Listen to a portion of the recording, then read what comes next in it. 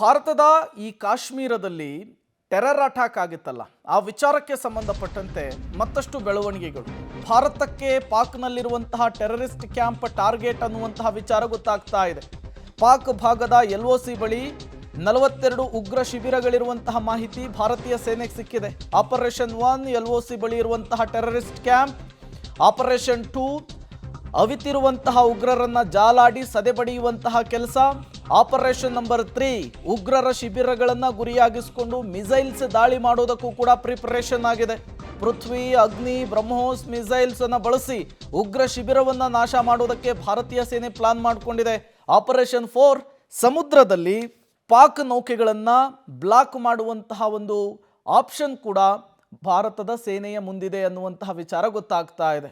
ಇದು ಸದ್ಯಕ್ಕೆ ಭಾರತ ಯಾವ ರೀತಿಯಲ್ಲಿ ಅಟ್ಯಾಕ್ ಮಾಡಬಹುದು ಅನ್ನೋದಕ್ಕೆ ಸಿಗ್ತಾ ಇರುವಂತಹ ಲೇಟೆಸ್ಟ್ ಅಪ್ಡೇಟ್ಸ್. ಒಂದು ಕಡೆ ಈಗಾಗಲೇ ಉಗ್ರರಿಗೆ ಸಂಬಂಧಪಟ್ಟಂತಹ ಮನೆಗಳನ್ನು ನಾಮಾವಶೇಷ ಮಾಡಲಾಗ್ತಾ ಇದೆ. ಮತ್ತೊಂದು ಕಡೆ ಪಾಕಿಸ್ತಾನದ ವಿರುದ್ಧ ರಾಜತಾಂತ್ರಿಕ ಸಮರವನ್ನು ಸಾರಲಾಗಿದೆ. ಅದರ ನಡುವೆ ಅಳಿದುಳಿದ ಭಯೋತ್ಪಾದಕರನ್ನು, ದೇಶದೊಳಗಿರುವಂತಹ ಭಯೋತ್ಪಾದಕರನ್ನು ಗುರಿಯಾಗಿಸ್ಕೊಂಡು ಅಟ್ಯಾಕ್ ಮಾಡುವುದಕ್ಕೂ ಕೂಡ ಭಾರತೀಯ ಸೇನೆ ಆಪರೇಷನ್ ಅನ್ನು ಕೈಗೊಳ್ತಾ ಇದೆ ಅನ್ನುವಂತಹ ವಿಚಾರ ಗೊತ್ತಾಗ್ತಾ ಇದೆ. ಹಾಗಾಗಿಯೇ ನಾನಾ ರೀತಿಯ ಸಿದ್ಧತೆಗಳು, ನಾನಾ ರೀತಿಯ ಹೊಸ ಪ್ಲಾನ್ಗಳನ್ನು ಭಾರತೀಯ ಸೇನೆ ಮಾಡಿಕೊಳ್ಳುವ ಮೂಲಕ ಉಗ್ರರಿಗೆ ತಕ್ಕ ಶಾಸ್ತಿ ಮಾಡುವುದಕ್ಕೂ ಕೂಡ ಸಿದ್ಧತೆಯನ್ನು ಮಾಡಿಕೊಂಡಿದೆ.